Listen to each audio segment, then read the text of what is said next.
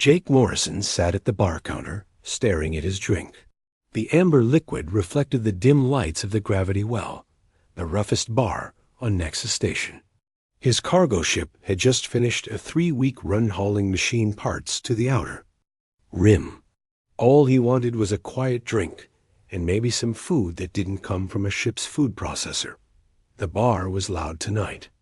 Different alien species filled the tables and booths, their voices mixing into a constant buzz of conversation. Jake had learned to tune it out. After 2 years of working the trade routes, he knew most aliens saw humans as the new kids in the galaxy. Weak, stupid, lucky to still be alive. Another rough trip? Lisa Park slid onto the stool next to him. Her coveralls were stained with grease, and her short black hair was tied back with a rubber band. She worked as an engineer on the freight docks, fixing the ships that came through. Nexus Station. Same as always, Jake said. He signaled the bartender for another drink and one for Lisa. How's the dock work? Boring. Fixed 3 Saurian ships today. They kept telling me I was doing it wrong. Lisa took a sip of her beer and made a face. This stuff tastes like motor oil. Better than ship rations, Jake replied at a table near. The back, Commander Zethkar stood up. The Saurian was tall, with green scales and yellow eyes. His uniform had more medals than Jake could count. 3 other Saurian officers sat with him, all drinking something that steamed in their glasses. Look at them, Zethkar said, his voice carrying across the bar. The humans think they belong here, in our galaxy. With real species, the bar got quieter. Jake felt eyes turning toward him and Lisa. He kept staring at his drink. They only survived. First contact because we felt sorry for them, Zethkar continued. Like finding a lost pet. We should have put them in a zoo instead of letting them fly around space. Lisa's hand tightened on her beer bottle. Ignore him, Jake said quietly. Primitive apes, one of the other Saurians added. They can barely figure out how to work their own ships. At another table, several Chitauri clicked their mandibles in what passed for laughter. The insect-like aliens had 4 arms and compound eyes that reflected the bar's lights. Their diplomat, Veltara, tapped her claws on the table. The Saurians speak truth, she said in her mechanical voice. Humans are inefficient, emotional. They make decisions based on feelings instead of logic. A massive shape moved near the bars. Entrance. Grox, a Corvan mercenary, pushed through the crowd. He stood nearly 8 feet tall, with thick gray skin and arms like tree trunks. Scars covered his face and neck. Everyone in the bar knew Grox. He picked fights for fun and always won. Humans, Grox rumbled. His voice sounded like rocks grinding. Together, soft little things, no claws, no fangs. How do they even survive? Jake finished his drink and set the glass down carefully. We should go, he told Lisa. Why? She asked. We're not doing anything wrong. Grox walked over to their section of the bar. His boots made heavy sounds on the metal floor. Hey, human. Female, he said to Lisa. Turn around. Look at me when I'm talking. Lisa ignored him and took another sip of her beer. I said look at me, Grox repeated. He reached out with one massive hand and grabbed Lisa's shoulder. The bar went completely silent. Even the background music seemed to stop. Everyone watched to see what would happen. This was entertainment to them. A show. Let go of her, Jake said. His voice was calm and quiet. Grox looked down at him. Or what, little human? You'll cry? Call for help? Commander Zethkar leaned back in his chair, smiling. This should be educational, he said to his officers. Watch how quickly the humans submit. The Chitauri at their table all turned to watch. Veltara's compound eyes glittered with what might have been amusement. Several ethereals in the corner booth, tall and pale with large black eyes, began recording with their neural implants. Last chance, Jake said. He still hadn't moved from his stool. Grox squeezed Lisa's shoulder harder. She winced, but didn't make a sound. Humans are so weak, the Corvin said. In my culture, we eat things like you. Jake slowly turned on his stool to face Grox. The movement was careful and controlled. He looked up at the massive alien without any fear in his eyes. You know what's funny? Jake said conversationally. Where I come from, we have a saying. It's not the size of the dog in the fight that matters. It's the size of the fight in the dog. Grox laughed, a sound like boulders falling. What does? That even mean? It means, Jake said, standing up from his stool, you picked the wrong humans to mess with. The bar held its breath. Jake Morrison stood 5 feet 10 inches tall and weighed maybe 180 pounds. Grox towered over him by more than a foot and probably outweighed him by 200 pounds. To every alien in the bar, this looked like a joke. They were about to learn they were very wrong about humans. Jake rolled his shoulders and cracked his knuckles. Lisa, you might want to move back a little. Lisa slid off her stool and stepped to the side. Jake, are you sure about this? Oh, I'm sure, Jake said. For the first time since entering the bar, he smiled. It wasn't a friendly smile. I'm very sure. Commander Zethkar leaned forward, expecting to watch a human get destroyed. The Chitauri started clicking excitedly. The ethereals increased their recording quality. None of them understood what they were about to witness. Grox looked down at Jake and laughed again. You think you can fight me, little human? I have killed things twice your size. I'm sure you have, Jake said calmly. But I bet they weren't human. The Corvin mercenary drew back his massive fist.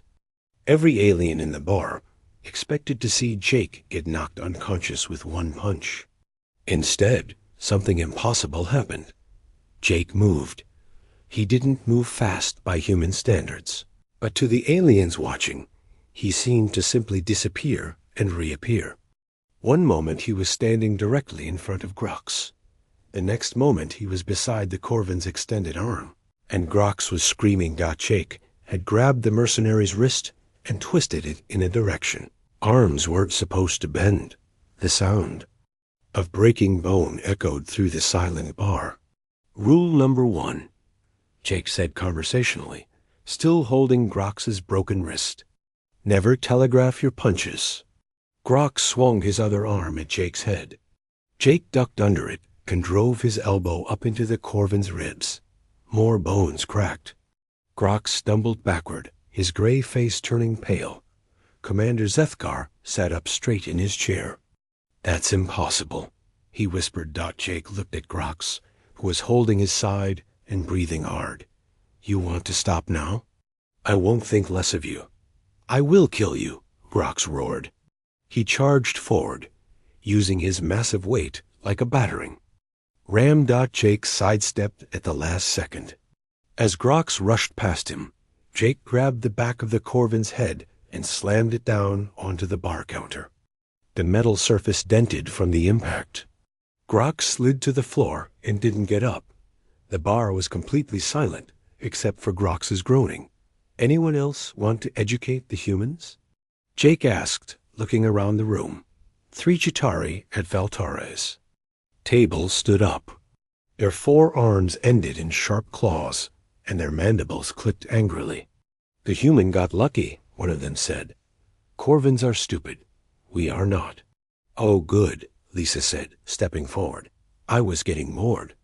The first Chitauri rushed at her, all 4 arms reaching out to grab her. Lisa bent backward like she was doing yoga, letting the alien's claws pass over her face. Then she grabbed 2 of its arms and used the Chitauri's own momentum to flip it over her head.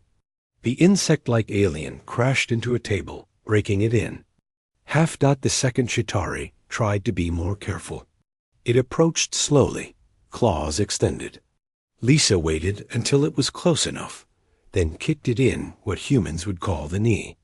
The joint bent the wrong way with a wet crack. The Chitauri fell over, chittering in pain. The third Chitauri looked at its two fallen friends, then at Lisa, then back at its friends.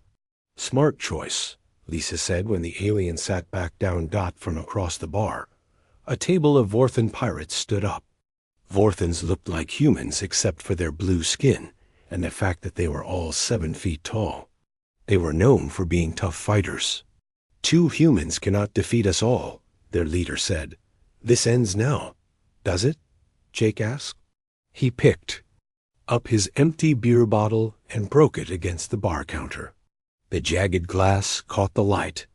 "Because from where I'm standing, this is just getting started."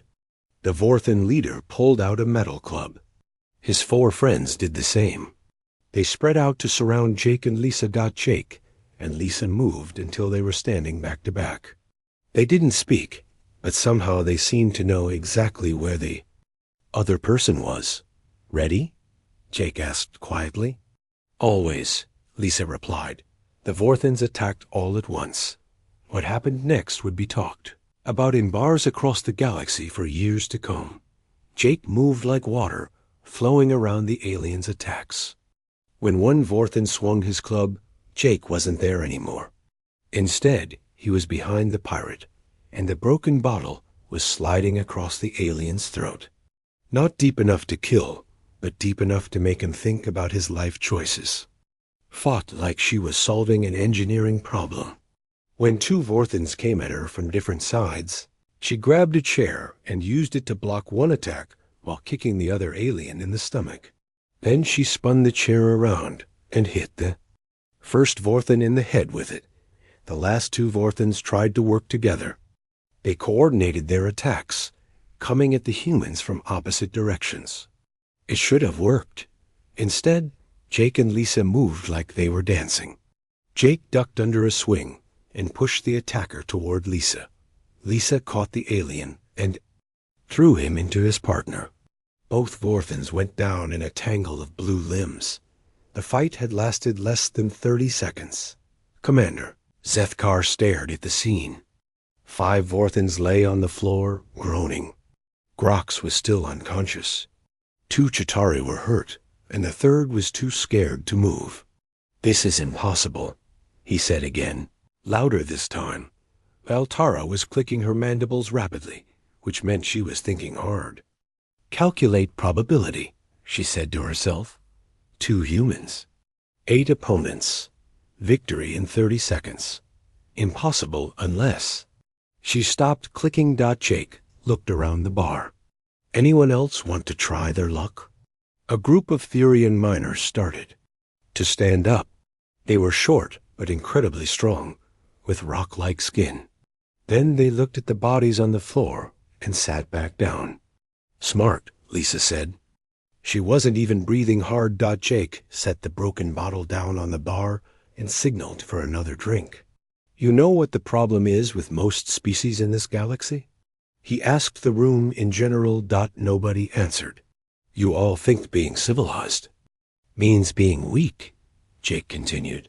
"You think because humans shake hands instead of trying to kill each other when we meet, that means we don't know how to fight." The bartender, a nervous-looking Zentarian with 6 arms, carefully poured Jake a new drink. "Here's the thing about humans," Jake said, taking a sip. "We learned how to kill everything on our planet before we learned how to leave it. Every other species out there evolved on worlds where cooperation meant survival. We evolved on a world where everything was trying to eat us." He looked directly at Commander Zethkar. "So when you call us weak," Jake said quietly, "when you say we're lucky to be alive, when you treat us like pets or zoo animals, you're making a very dangerous mistake." The Saurian commander's yellow eyes were wide with something that looked like fear. "You're assuming," Jake continued, "that we're trying to hurt you." The silence in the gravity well was broken by the sound of more footsteps. A group of Calfirian warriors entered through the main door. They were tall, with silver skin and 4 eyes that could see in multiple light spectrums. Each one carried weapons that were legal on Nexus Station, but still looked deadly. "We heard there was trouble with humans," their leader said. His voice had an echo to it, like he was speaking from inside a cave. "Caltharanes do not allow lower species to attack civilized beings." Jake sighed and set down his drink. "Lisa, remember when we used to worry about running out of cargo to haul?" "Yeah," Lisa said, watching the new arrivals. Those were simpler. Times, there were 6 Caltherian warriors. They spread out in a practiced formation that showed they had fought together before. Their leader pointed at Jake and Lisa. "Surrender now, and we will make your deaths quick," he said. "That's very thoughtful." "Of you," Jake replied. "But I have a better idea.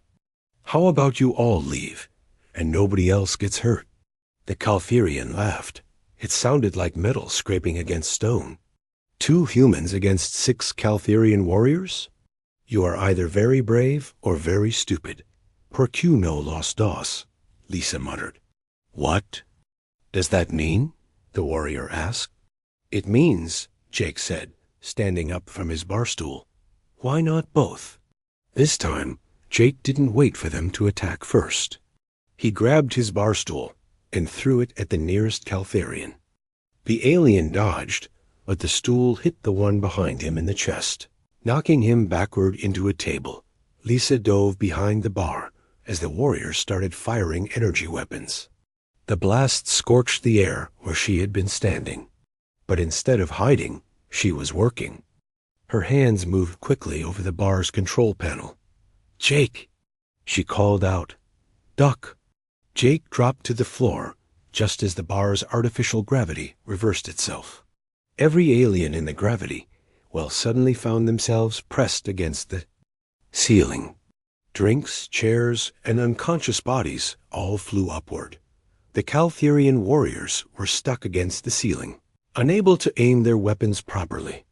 Jake and Lisa, who had been ready for it, had grabbed onto the bar counter and were still on the floor. "Nice trick," Jake said. "I told you engineering was useful," Lisa replied. She flipped another switch, and the gravity returned to normal. Aliens crashed back down to the floor in a tangle of limbs and furniture. The Caltherian warriors were tough, but they were also dizzy and confused. Jake moved through them like he was harvesting wheat. One warrior tried to stand up, and Jake kicked him in the head, sending him back down. Another reached for his weapon, and Jake stepped on his wrist until he let go. A third tried to crawl away, and Jake grabbed him by the ankle and dragged him back. Lisa had found the bar's emergency medical kit. She was using the neural disruptor from it like a weapon, touching aliens with it and watching them fall unconscious. It was designed to stop pain, but on high settings, it could stop everything else too. "Is that legal?" Jake asked, watching her. "Work? Probably not," Lisa said, zapping another warrior. "But neither is starting a fight in a neutral station bar." Within minutes, all 6 Caltharanes were unconscious or too hurt to keep fighting. Jake looked around the bar. Bodies were everywhere. Aliens were groaning, bleeding, or simply staring in shock. He and Lisa were barely scratched. "Anyone else?" Jake asked the room. Nobody moved. Commander Zethkar slowly stood up from his table. His 3 officers stayed seated, their yellow eyes wide with fear. "I withdraw my earlier statements," the Saurian said carefully. "Perhaps humans are not as primitive as we believed." "That's very big of you," Jake said, "but I think you're still missing the point." He walked over to Grox, who was starting to wake up. The massive Corvin looked up at Jake with fear in his eyes. "You okay, big guy?" Jake asked, offering his hand. Grox stared at the hand like it might bite him. "Come on," Jake said. "Let me help." "You up?" Slowly, carefully, Grox took Jake's hand and let the human pull him to his feet. The Corvin was twice Jake's size, but he moved like he was afraid of being hurt again. "Your wrist is broken," Jake said, looking at Grox's injured arm. "And probably a couple of ribs," You should see a doctor. You are helping me? Grox asked. His voice was confused. Why wouldn't I? Jake said. Fight's over. No point in staying mad. Across the bar, Veltara was clicking her mandibles again. But this time it sounded different. Less like thinking and hush. More like panic. Recalculate, she said to herself. Recalculate everything. One of the ethereals in the corner booth stood up. His pale face was even paler than usual. We have been recording this encounter, he said in his whispery voice. Our people will want to see this data. Good for them, Jake said. Tell them humans said hello. The ethereal tilted his head. Are all humans like you? Jake and Lisa looked at each other. Like us how? Lisa asked. Capable of this level of violence. Followed immediately by compassion, the ethereal said. It is ... confusing. Jake shrugged. We're complicated, I guess. He walked back to the bar and sat down on his stool. Most of the other stools were broken, but his was still intact. He signaled the six-armed bartender for another drink. Sorry about the mess, he told the Centaurian. Send me the bill for damages. The bartender stared at him. You are apologizing? After winning? Well, yeah, Jake said. It's the polite thing to do. Commander Zethkar was still standing, watching Jake drink like he was studying a dangerous animal. Human, he said carefully. May I ask you a question? Shoot, Jake said. The Saurian flinched at the word shoot. Sorry, Jake said. Human expression. It means go ahead and ask. Where did you learn to fight like that? Zethkar asked. Jake was quiet for a moment. Earth, he said finally. Same place every human learns. Earth is that dangerous? Jake looked at him seriously. Commander, let me tell you about a place called Australia, or Alaska, or the Amazon rainforest, or Detroit.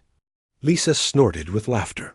The point is, Jake continued, humans didn't get to the top of our food chain by being nice. We got there by being the most dangerous thing on a planet full of dangers. Things. He took another sip of his drink. But here's what you're really missing, Jake said. We chose to be nice anyway. We could have come out into the galaxy like conquerors. Instead, we came out like neighbors. We shake hands, we make deals. We try to get along. He looked around the destroyed bar. But that doesn't mean we forgot how to fight. The sound of heavy boots echoed through the gravity well. Station security had finally arrived. 6 guards in black armor pushed through the broken door, their weapons drawn. The security team was mixed species, 2 Saurians, a Corvan, 2 Centaurians, and a Furian. Their leader, a scarred Saurian named Captain Voss, stopped in the doorway and stared at the scene. Bodies were scattered across the floor. Tables and chairs were broken. The bar's lights flickered where they had been damaged in. The fight. What happened here? Captain Voss asked. Jake raised his hand from where he sat at the bar. That would be us, Captain. Voss looked at Jake, then at Lisa, then at the 20+ aliens lying around the bar in various states of consciousness. You two did all this? Well, Jake said thoughtfully, Lisa helped with the gravity thing, and technically, they started it. One of the security guards, a nervous-looking Centaurian, was scanning the room with a medical sensor. Captain, he sighed, I'm reading multiple fractures, concussions, and neural disruption signatures, but no fatalities. None? Voss asked, surprised. None, sir. The injuries are all precise. Designed to disable rather than kill. Captain Voss walked over to Grox, who was sitting on the floor holding his broken wrist. Grox, what happened? The massive Corvan looked up at the security captain, then over at Jake. I made a mistake, Captain. What kind of mistake? I thought humans were weak, Grox said quietly. Voss turned to Commander Zethkar, who was still standing near his table. Commander, your report? Zethkar's yellow eyes flicked to Jake, then back to the captain. The humans were defending themselves, Captain. They showed remarkable restraint. Restraint? Voss looked around the destroyed bar again. They could have killed us all, Zethkar said. Instead, they only used enough force to stop the attacks. Captain. Voss was quiet for a long moment. Then he walked over to Jake and Lisa.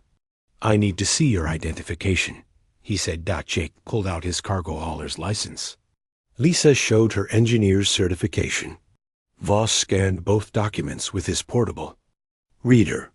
Jake Morrison, he read. Cargo transport license. Clean record. No prior incidents. He looked at Lisa's information. Lisa Park, station engineer. Also clean record. He put the scanner away. According to station law, I should arrest you both for destruction of property and assault.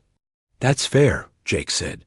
However, Voss continued, station security footage shows that you were attacked first, multiple times, by multiple opponents. Under station law, you had the right to defend yourselves. He looked around the bar again. Though I have to say, your definition of self-defense is ... thorough. Lisa spoke up. Captain, we're willing to pay for damages. The bar owner will appreciate that, Voss said. But that's not what concerns me right now. He gestured to his security team, who began helping injured aliens to their feet. What concerns me, Voss said, is that word of this incident is going to spread. Fast. Every species in the galaxy is going to hear about two humans taking on half a bar and winning. Jake frowned. Is that a problem? That depends, Voss said, on how people interpret it. Across the bar, Galtara was speaking rapidly, into a communication device. Her chittering voice carried words like threat assessment and immediate priority.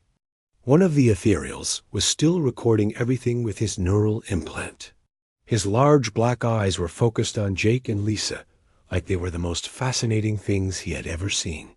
Captain, the ethereal said in his whispery voice, May I speak with the humans? Voss looked at Jake and Lisa. Your choice. Jake shrugged.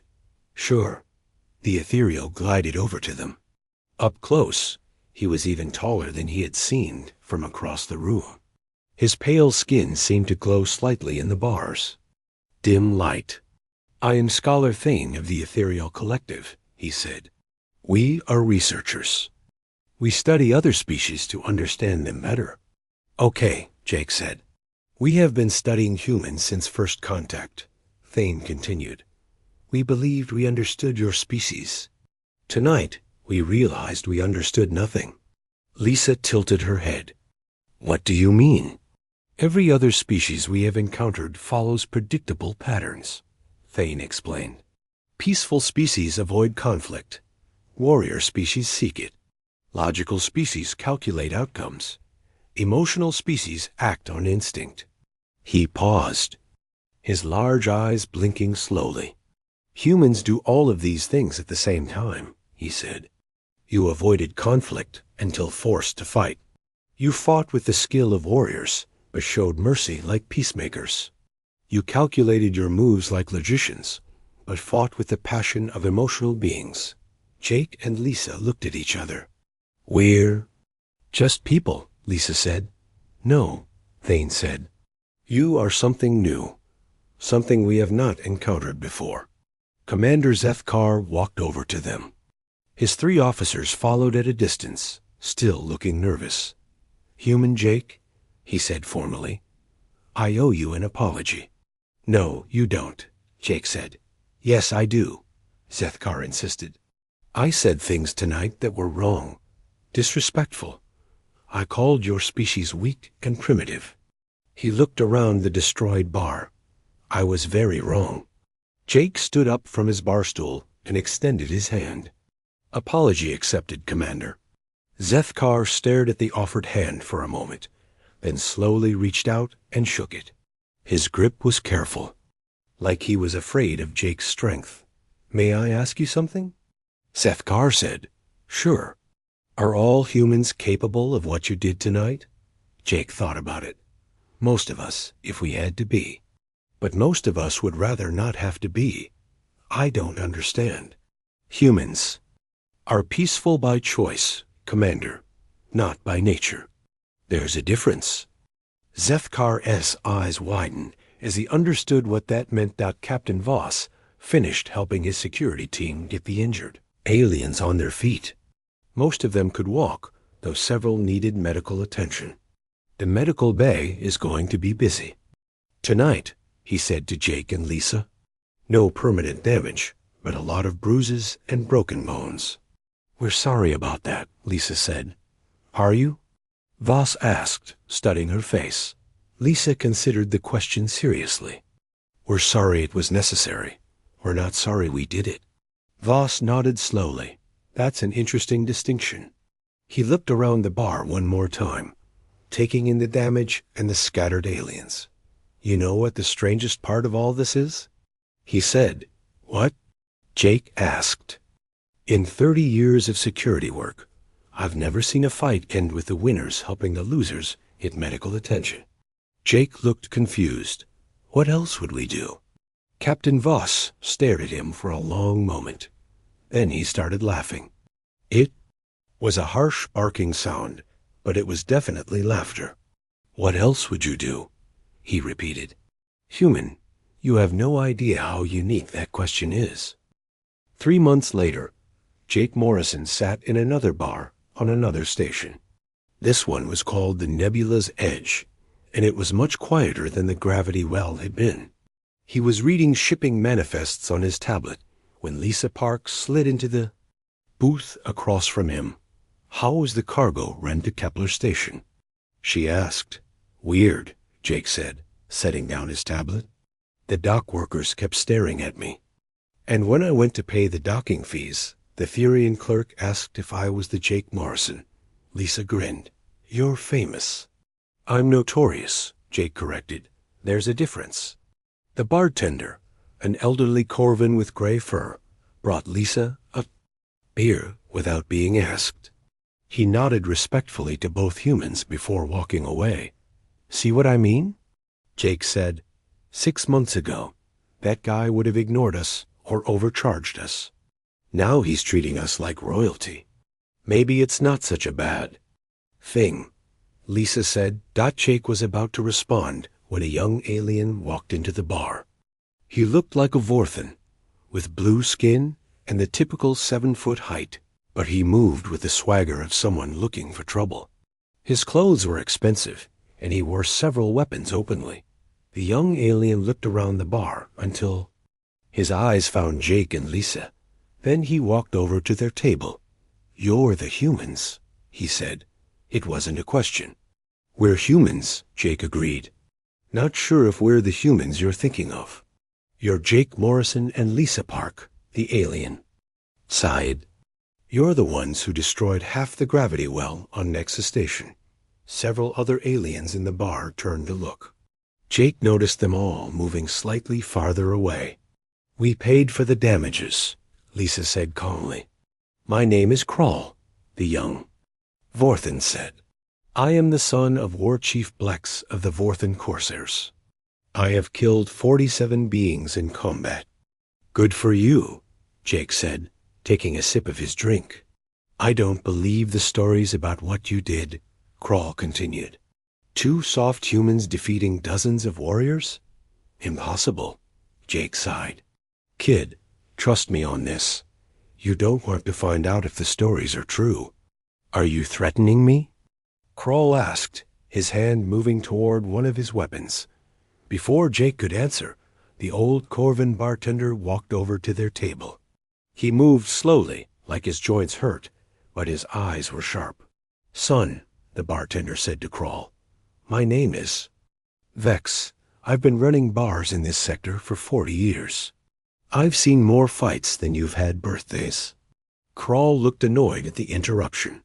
Old man, this doesn't concern you. Actually, it does, Vex said, because I was there. Where? At the gravity well. The night these two showed everyone what humans are really capable of. The bar got very quiet. Even the background music seemed to stop. Crawl looked confused. You were there? I was working extra shifts to help my cousin, Max said. I saw the whole thing. Grox tried to hurt the female. The male asked him to stop. Grox didn't listen. The old Corvin looked at Jake with something that might have been respect. What happened next, Vex continued, was the most educational 30 minutes of my life. 30 minutes? Crawl asked. The stories say it only lasted a few minutes.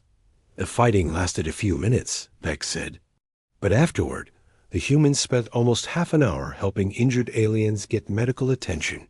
They paid for damages. They apologized to people who had tried to kill them. He looked directly at Crawl. Son, let me give you some free advice.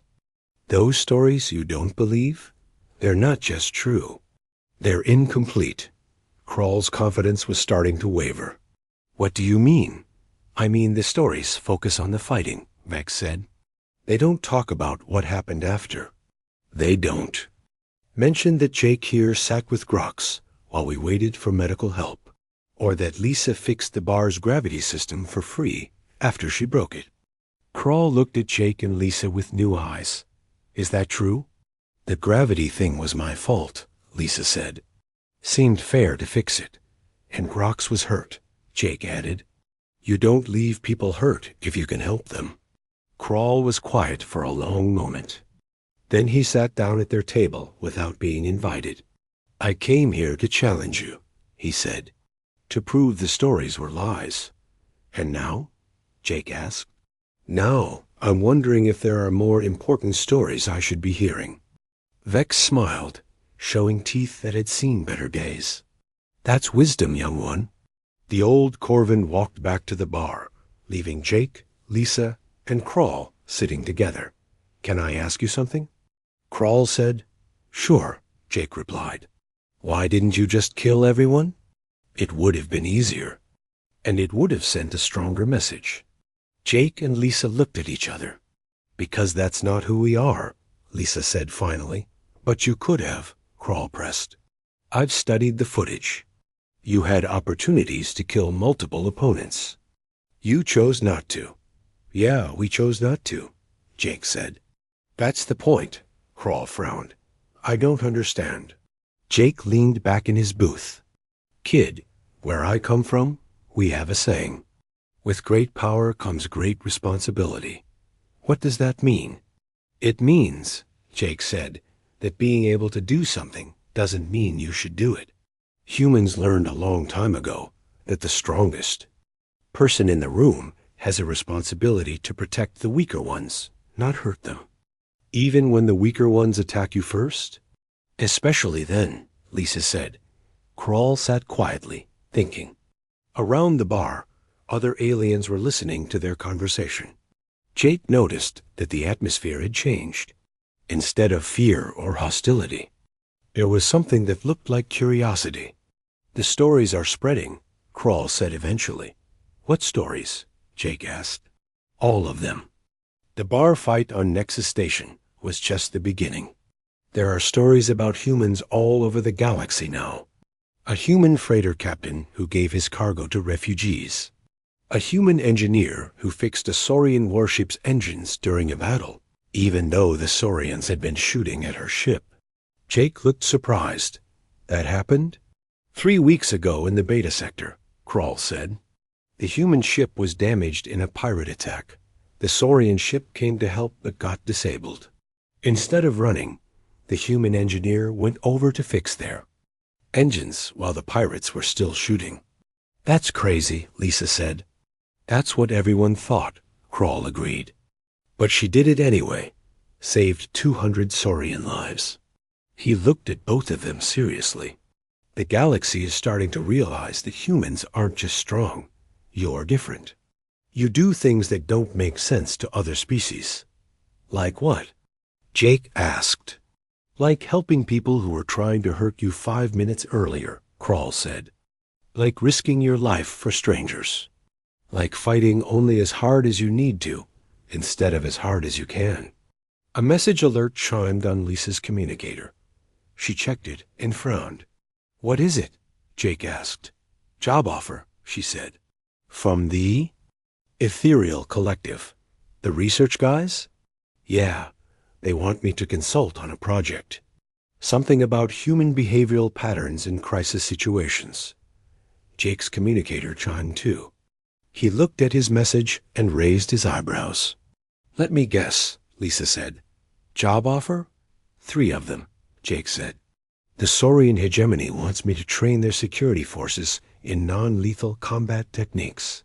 The Furian Mining Guild wants a human to mediate a labor dispute. And ... He paused, reading the 3rd message. And the Galactic Trade Commission wants to hire humans as neutral negotiators for territorial disputes. Crawl laughed. You see? The galaxy is changing how it thinks about your species. Is that good or bad? Lisa asked. That depends, said a new voice, on what humans do with their reputation. They turned to see Commander Zethkar walking into the bar. The Saurian officer looked different than he had 3 months ago. Less arrogant, more thoughtful. Commander, Jake said, standing up. What brings you here? You do, Zethkar said. I've been looking for you. Should I be worried? Zethkar smiled, which was unusual for a Saurian. No, I wanted to thank you. For what? For teaching me something important about strength, Zethkar said. The Saurian military has always believed that power means the ability to destroy your enemies. You showed me that real power is the ability to choose not to. He pulled out a datapad and set it on the table. The Saurian hegemony would like to propose a formal alliance with humanity, he said. Equal partners, mutual respect. Number. More treating humans as junior members of the galactic community. Jake looked at the datapad, then at Zethkar. I'm just a cargo hauler, Commander. I don't speak for all humans. Perhaps not, Zethkar said, but you represent what humans can be. And that's enough to change everything. He left the datapad on the table and walked away. Kroll stared at the pad like it was a bomb. Do you realize what just happened? Enlighten me, Jake said. The Saurian hegemony has never offered an equal alliance to anyone. Ever. They're the 2nd most powerful military force in the galaxy. Huh, Jake said. He picked up his drink and took a sip. Weird. Lisa started laughing. Jake, we broke the galaxy's political system by getting in a bar fight. We didn't start the bar fight, Jake pointed out. No, said Vex from behind the bar, but you sure finished it. The old Corvin was smiling as he cleaned glasses.